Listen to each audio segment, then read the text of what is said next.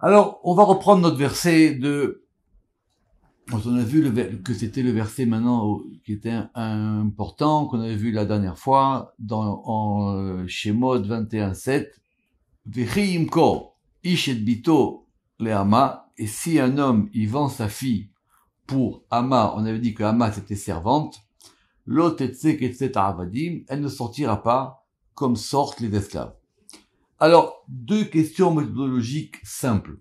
Vous avez bien compris que depuis le début, tous ces versets de Mishpatim, à cause de ce qu'on a dit au début du cours, on va maintenant les interpréter par rapport, non pas de façon métaphorique, non pas de façon allégorique, mais comme s'appliquant à des sujets différents, qui est une importance capitale dans la méthode interprétative. C'est-à-dire, on change de sujet. Les versets parlent du même, mais à cause de cette histoire qu'on a vue au début de tu leur mettras devant eux et que c'est le Seder des Gilgulim, donc maintenant on parle d'un autre contexte. Alors, vous rappelez-vous que dit la dernière fois qu'on avait vu différents types d'âmes, et le soir maintenant il va reprendre tout ça sous une autre manière. Ve'od. Donc vous vous rappelez que chaque fois qu'il est marqué Ve'od, ça veut dire c'est une autre explication. Ve'od, et on va prendre notre verset. Vechi imkor ish. On prend le verset et on va le redécouper.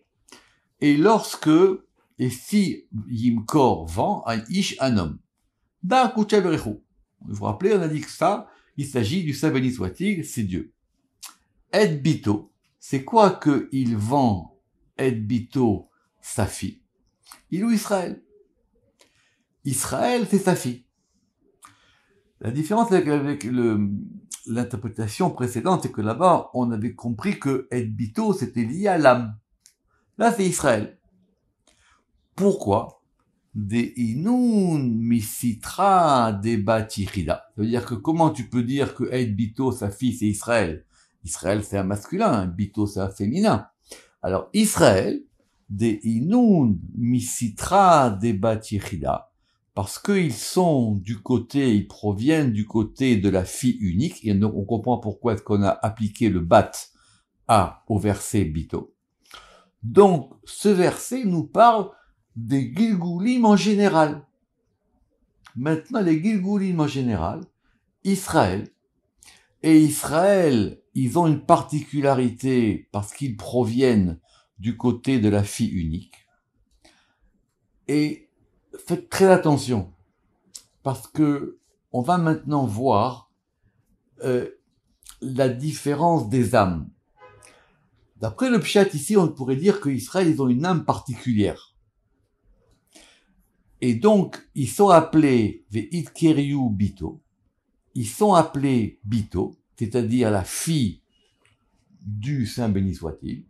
Pourquoi ils sont appelés la fille? Ils sont appelés la fille parce que leur âme provient du côté des Inun Misitra de Batirida, parce que leur âme provient du côté de la Batirida. Donc, il y a un principe général des Gilgulim qui s'applique à Israël. Et comme les Neshamot, apparemment, d'Israël, elles ont une particularité. Mais on va voir tout de suite que c'est beaucoup plus compliqué que ça, et c'est même différent, parce qu'on pourrait comprendre ici. Des Inun Misitra de Batirida. Alors, qu'est-ce qui a marqué? L'otetse, évidemment, il faut toujours reprendre le verset, l'otetse keset avadim, lorsqu'ils sortent de leur Gilgul, ils ne sortent pas comme sortent les esclaves, c'est-à-dire des gens qui ont d'autres types d'âmes. Tout de suite, cette affirmation, elle pose question. Et le Zohar, il objecte tout seul. Veitema. Et si tu dis, Deivkun, qu'ils sortiront, Keravna de Ilen mititra de Eved, comme l'exemple ou comme le cas de ceux qui sont du côté de Eved, qui est même tête, des nafku bimenusa, et qui vont sortir en se précipitant, en fuyant. On prend notre temps. Évidemment, vous avez remarqué que bimenusa, c'est un terme hébreu, Donc, quand on a un terme hébreu dans le Zohar, c'est un grand principe, ce terme hébreu, il vient forcément soit d'une expression biblique, soit d'un verset biblique. Il y a les deux. D'accord? Soit un verset biblique, soit une expression biblique. Reprenons la question. Et si tu me dis, ok, donc tu me dis que Ish c'est Kouché Berichou, la fille c'est Israël en tant qu'ils ont une neshama particulière Israël, et donc le Ish Akadosh Baruch Hu, il peut les vendre, c'est ça l'histoire, il vend sa fille, pour que maintenant elle puisse, elle, aussi avoir des Gilgulim. Retenez que c'est complexe, hein, ce qui est expliqué ici. Veitema. Et si tu dis, des Yifkun qui sortiront, que Gavna de Ilen misitra d'Eved, comme l'exemple de ceux qui sont du côté de Eved, qui est même tête.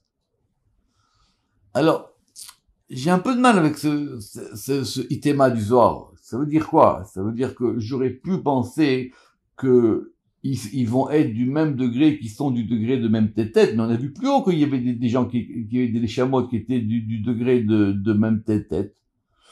Mais du coup, grâce à ça, on comprend quelque chose d'autre. Si vous voyez, le Zohar, il nous donne une objection pour que de l'objection, on comprenne une autre notion. Et cette notion, ce qu'on va voir ici, des nafkou bimenoussa, et qui sont sortis en fuyant d'Égypte. Et c'est très intéressant ce que dit le Zohar ici.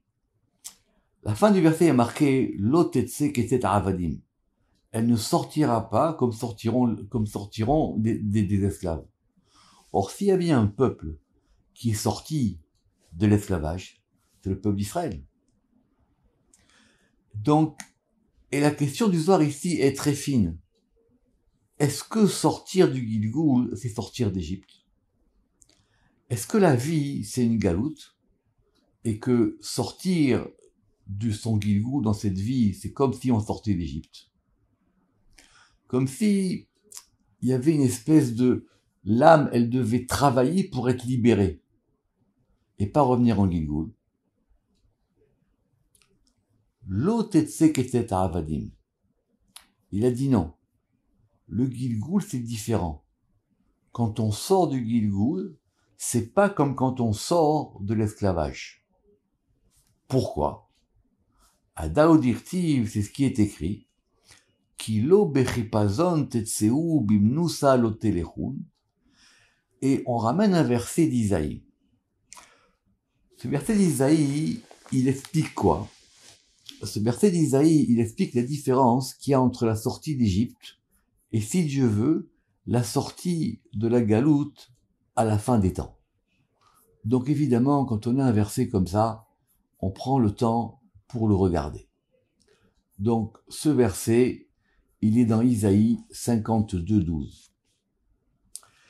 Ki lo vechipazon tetseu ou vimnusa lo telechun. Parce que, lors de la délivrance finale, lo bechipazon tetseu, vous ne sortirez pas en précipitation.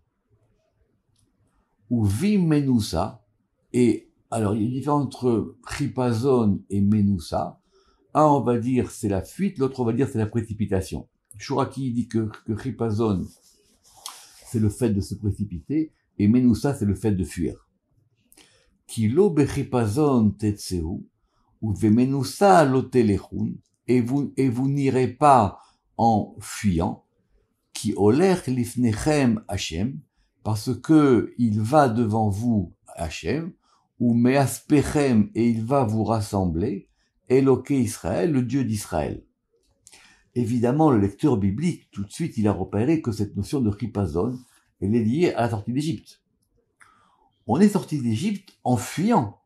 On s'est enfui d'Égypte. Toute l'histoire du Hamet et tout ça, c'est qu'il fallait aller vite.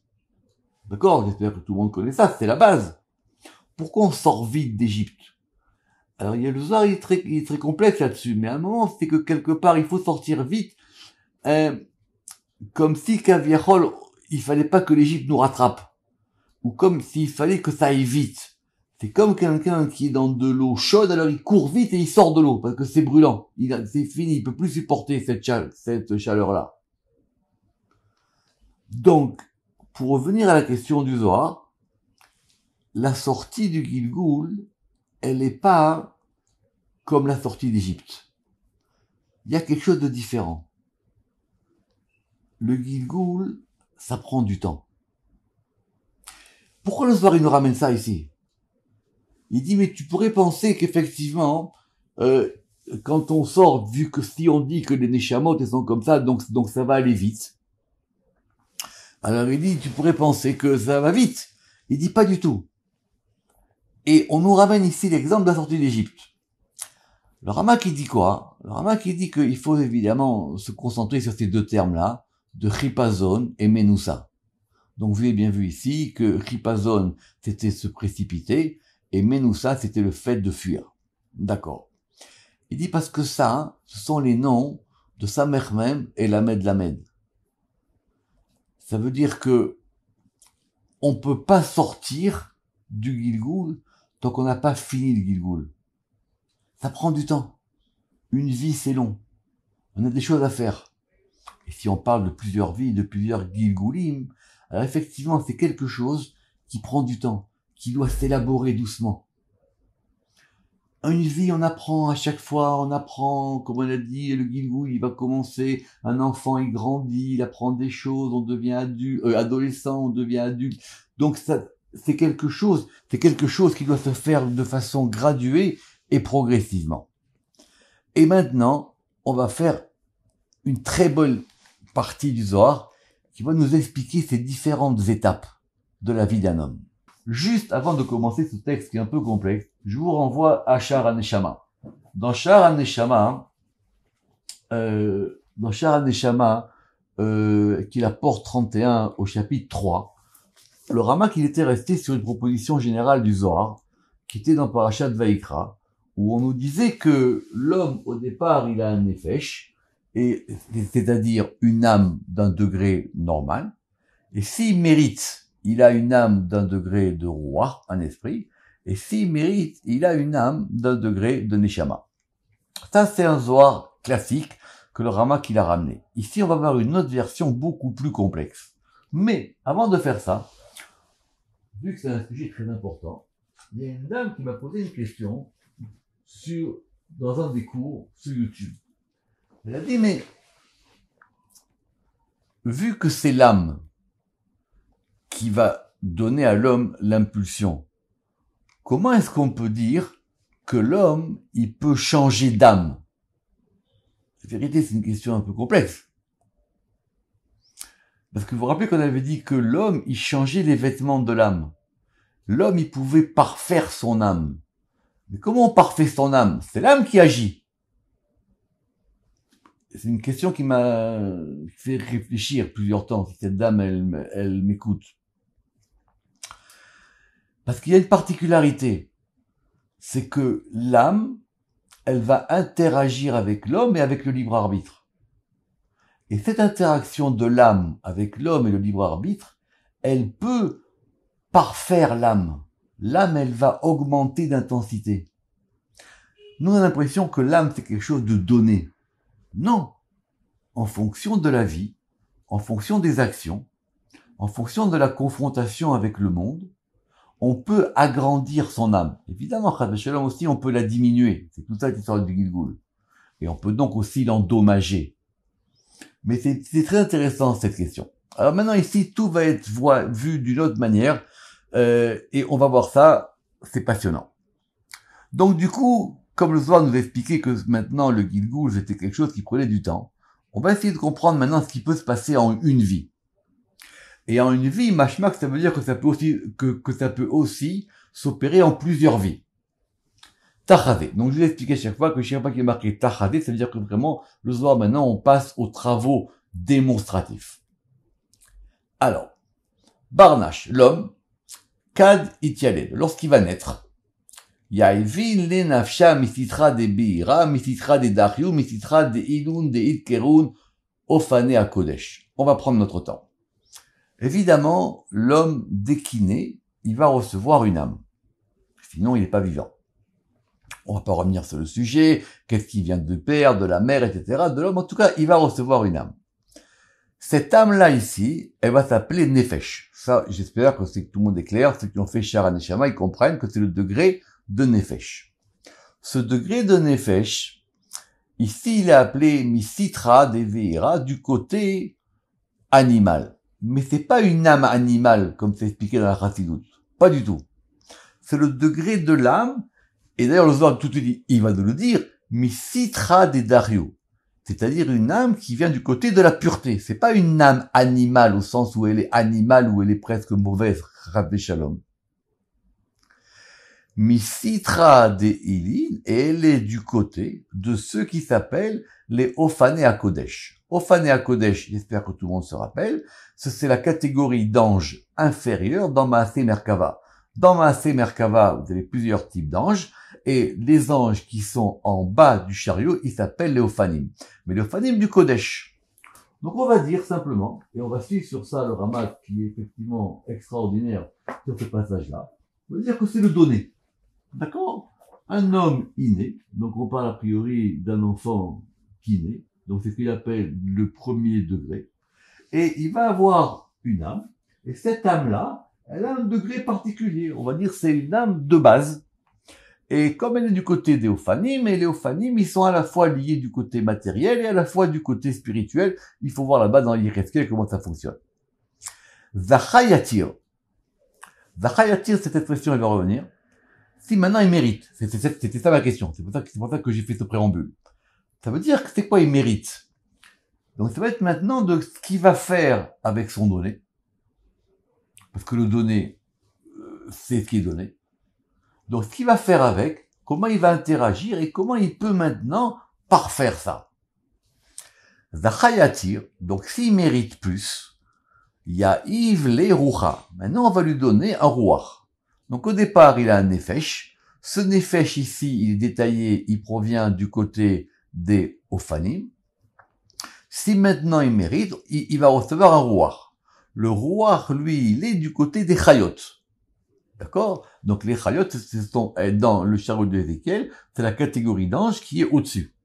Mais tout ça, c'est du côté de Kodesh. Ici, on parle uniquement du cas où il est parfait. D'accord? Zachayatir. Alors, tout de suite, les commentateurs, ils veulent savoir, mais comment ça se fait? Comment ça se passe? Qu'est-ce qu'il faut faire pour mériter ça? C'est important d'avoir une âme en plus. Alors, le Ramat est très intéressant parce qu'il va donner ici à la fois des notions d'âge et des notions de mérite.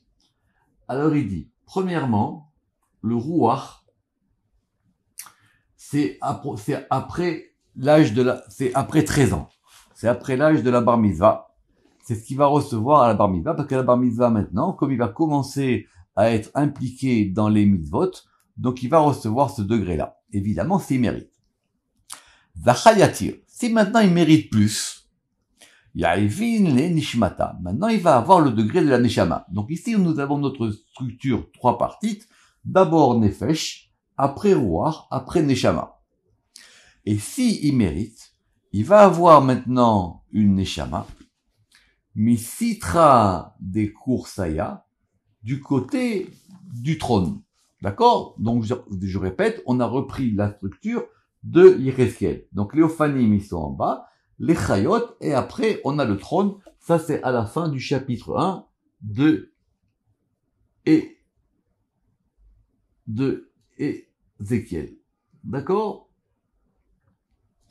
Donc ça, effectivement, ça, il va l'avoir un peu plus tard. On va voir après comment ça fonctionne. Outlan, et ça apparemment, c'est au niveau à 21 ans. Parce que normalement à 21 ans on se marie, donc à 21 ans maintenant, effectivement, il va avoir un degré en plus. Et donc ces 3 premiers degrés, retenez ça parce que c'est un savoir très important. Chaque fois qu'on va discuter de la partition de la Neshama, en général, nous, on a cette notion, je répète, Nefesh, Ruach, Neshama. Et ces 3 degrés-là, Utlat, Ilen, donc c'est-à-dire, on a de vous rappeler le degré de Nefesh, le degré de Ruach et le degré de Neshama, ils vont correspondre à ces 3 degrés qu'on a vus, la Hama, dans le Passouk, la Hama c'est la servante, le Eved, c'est l'esclave, et Shifra. Shifra, c'est quoi? Shifra, c'est l'esclave au féminin. Il n'y a pas vraiment de féminin pour Eved en hébreu. Donc Shifra, c'est aussi l'esclave des Birta des Malka et esclave de la fille du roi. Donc notez que ce sont les 3 degrés qu'on a vus dans Parashat Mishpatim. Je répète, Ama, Eved, Shifra. Et ça correspond au degré de la fille du roi. Parce que l'âme en général, comme on vient de voir plus haut, vous vous rappelez qu'on a dit que c'était ça qui était lié au degré de la fille du roi. On aurait pu dire on s'arrête là. C'est ce que le Rama qu'il a fait dans Shar al-Neshama. On comprend qu'il y a 3 degrés. D'accord? Mais là, le grand chidouche de notre Zohar, c'est qu'on va aller plus loin. Et c'est là qu'on va rentrer maintenant dans la complexité d'à la fois des Neshamot et des Gilgulim. C'est pour ça que je vous avais demandé de bien écouter tout. Zachayatir, s'il mérite encore plus, Yaevinle, on va lui donner un nefesh dans la voie de Hatzilut.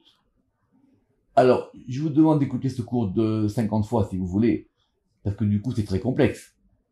Il a déjà eu un nefesh, il a déjà eu un roar, il a déjà eu une neshama, et maintenant, s'il grandit encore, l'homme, il va avoir un nefesh. Oui, mais c'est un nefesh d'un degré plus élevé. Toute la complexité des Gilgulim, elle va être là. C'est que la neshama d'un degré, elle n'est que le nefesh du degré qui est au-dessus. Et ça s'appelle nefesh be'orar atzilut, misitra de bat yechida, qui est du côté de la fille du roi. Autrement dit, cette personne, elle grandit. Et en grandissant, elle se libère. Les 3 premiers degrés sont encore des degrés d'esclavage. La Hama, la servante, le Eved, l'esclave masculin ou l'esclave féminin. Et le Ramak, qui est pelé, que dans Shar HaNeshama, il n'avait pas dit il n'avait pas du tout dit ça. Il dit que ça c'est effectivement quand il arrive à l'âge de 21 ans. Parce qu'à l'âge de 21 ans maintenant, il va recevoir un nefesh d'un degré supérieur. Et parce que maintenant, il va avoir le côté du masculin et du féminin. Zachayatir. Maintenant, il peut encore monter. Donc, imaginez à quel point dans une vie, tous les degrés d'âme qu'on peut avoir. Zachayatir. S'il mérite encore plus, Yaivin le rucha de atzilut. Donc, il va avoir maintenant un ruach.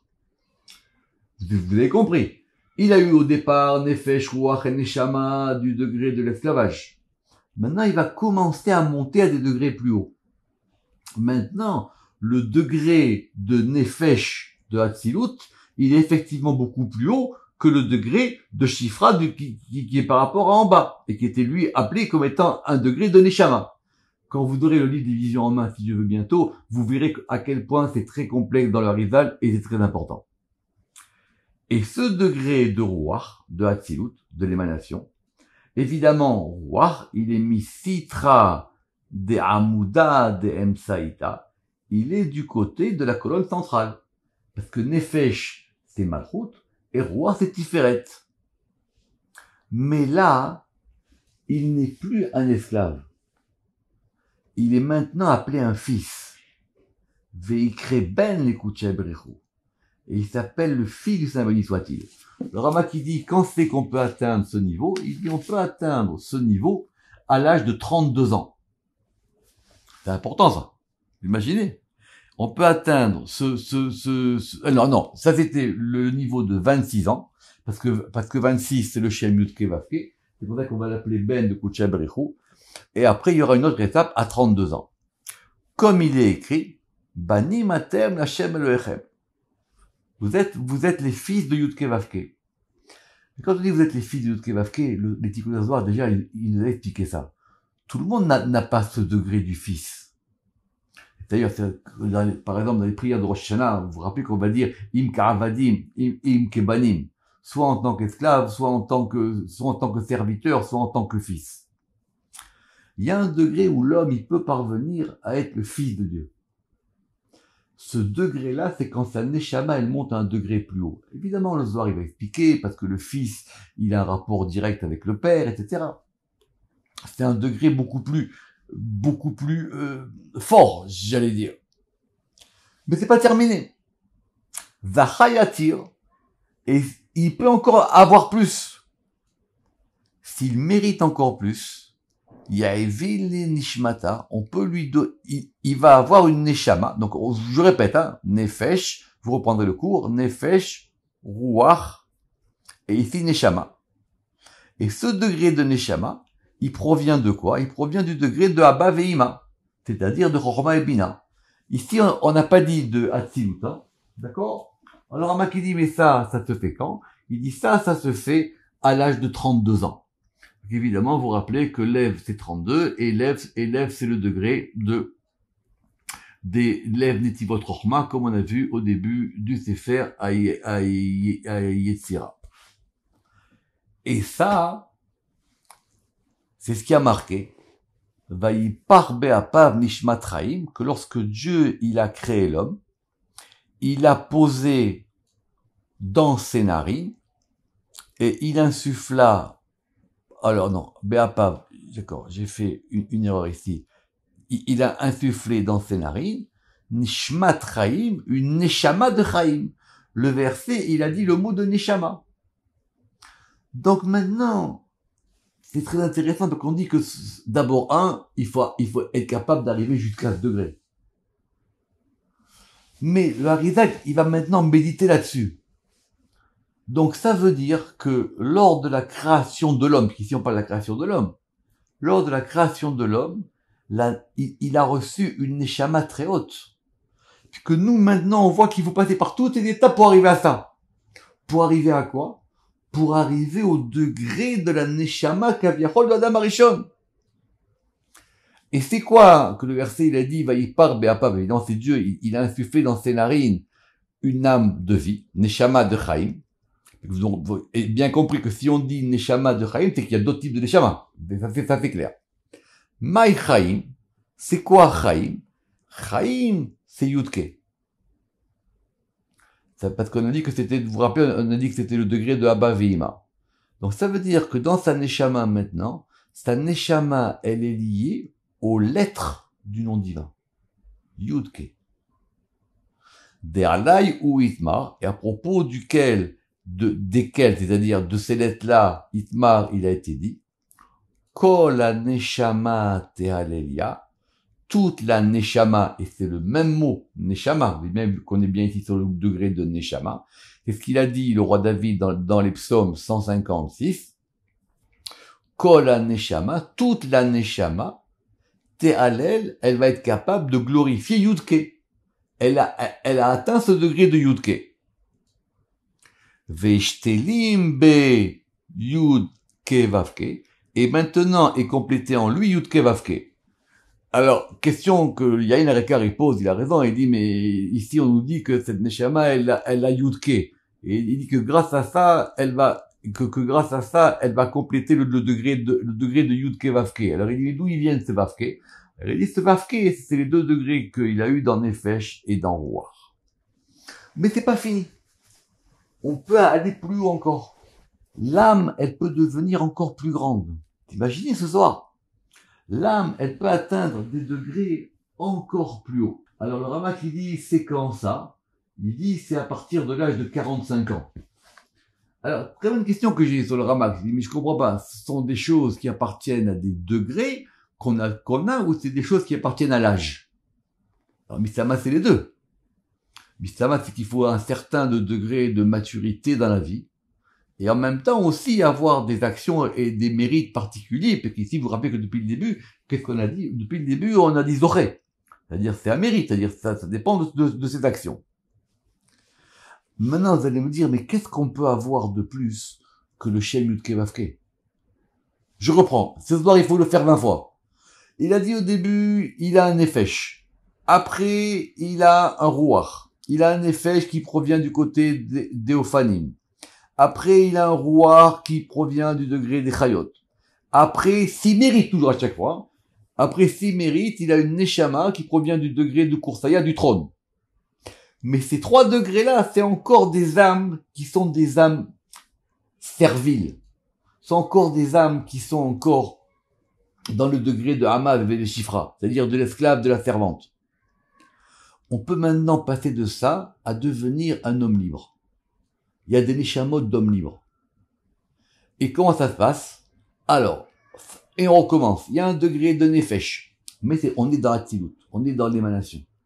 C'est un nefesh qui est lié à la proximité. Vous vous rappelez qu'Atzil, ça veut dire être proche. Nefesh, il y a un degré de Atzil avec le Créateur. Et ça, c'est une âme qui est du côté de la Bat Yechida. Et qui est du côté de la fille du roi. Si maintenant il mérite plus, il peut maintenant avoir un côté de roi. Toujours dans Atzilut. Et qui est maintenant du degré de la colonne du centre. C'est-à-dire que maintenant, sa neshama, elle va être équilibrée. Neshama, évidemment, c'est le terme général pour tout ici, hein, d'accord? Et lui, maintenant, il s'appelle Ben Ekutchebrechou. Il s'appelle le fils de Saint soit-il. Et il va atteindre ce degré où il y a marqué, vous êtes mes fils, vous êtes mes enfants. S'il mérite encore plus, il va recevoir maintenant une neshama, du côté de Abba Veima, de Horma et Bina, qui va correspondre au degré de Yud Kevavke, qui va correspondre au degré de l'âme qu'a eu Adam Arishon, quand il était créé. Il part Be'apav Nishmat Chaim, et il a insufflé dans ses narines une âme de vie. Et là, son âme, elle sera en adéquation, en louange avec Dieu. Alors vous allez me dire, mais qu'est-ce qu'on peut avoir de plus que ça? Eh ben c'est possible. Zachayatir, s'il mérite encore plus, il va avoir maintenant le Shem Yud Kevavke dans la complétude des lettres. C'est-à-dire le milou du Shem Yud Kevavke. Au départ, il avait simplement Yud Kevavke. Maintenant, il va avoir Beshlimu de Advan, dans la complétude des lettres, il va avoir Yud, Ke, Vavke. Ça, évidemment, tout le monde le connaît. C'est le Shem Yud Kevavke déployé avec des alphines. Et ce nom-là, il vaut 45. Et là, Dei ou Adam, et là, il devient un homme. Vous imaginez? Ça, quelqu'un qui est Adam, c'est quelqu'un qui a ce degré du Neshama avec le Shem Yud Kevavke déployé. Je reprends. Zachayatir, s'il mérite plus. Yaïvin, on va lui donner Yud Kevavke, Bishlimu de Advan, dans la complétude des lettres. Et évidemment ici, on va nous l'expliquer, Yud Kevavke, ce nom-là, il vaut 45, dit Adam. Be'orach Atzilut Delela. Eh oui, bonne question. Il a déjà eu la Neshama. Qu'est-ce qu'il peut avoir de plus maintenant? Qu'est-ce qu'il peut avoir de plus que le degré de Neshama de Atzilut? Alors, ça s'appelle ici qu'il est dans la voie, Orach. Il y a évidemment une différence entre Orach et Derer, mais c'est pas le sujet ici. Et il est dans la voie de la Atzilut d'en haut. Ve'it Kere, et il s'appelle Bediyukna démarré, et il est maintenant à l'image de son maître. Le degré d'avant, c'était qu'il s'appelle le fils. C'était qu'il a maintenant la Neshama telle que Adam Arishon l'a reçue au départ. Mais Adam Arishon aussi, sa Neshama, il peut l'agrandir. Alors le degré de Adam, c'est quelqu'un qui a ce degré du Shem Yud Kevavke déployé en lui. Ve'ale Itmar, et quelqu'un qui a ce degré de Neshama, on va lui appliquer le verset qui a marqué en Genèse 1.28. Tout de suite, on va voir ce verset dans la Genèse 1.28, qui est un verset très important. C'est quoi ce pasouk? C'est la bracha que Dieu il a donnée à Adam et Ève. Mais Adam et Ève, vous savez que Adam, c'est aussi un masculin et un féminin. À la fin du jour de la création, du 6e jour. Qu'est-ce qui a marqué? Vaïvarer otam Elohim, et Elohim, il les a bénis, c'est-à-dire à eux, le degré de Adam masculin et féminin.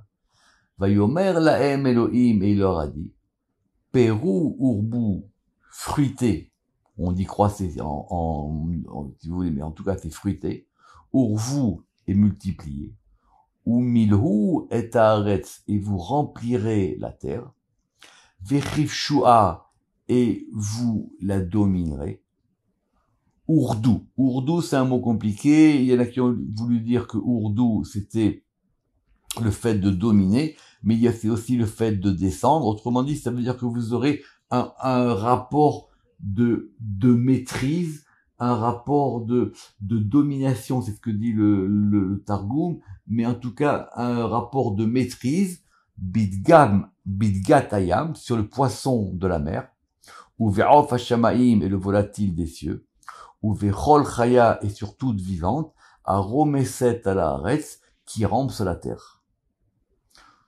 Ça, c'est le degré ultime de la neshama. Quelqu'un qui a ce degré-là, il a une maîtrise de la nature. Il a une maîtrise de toute la création.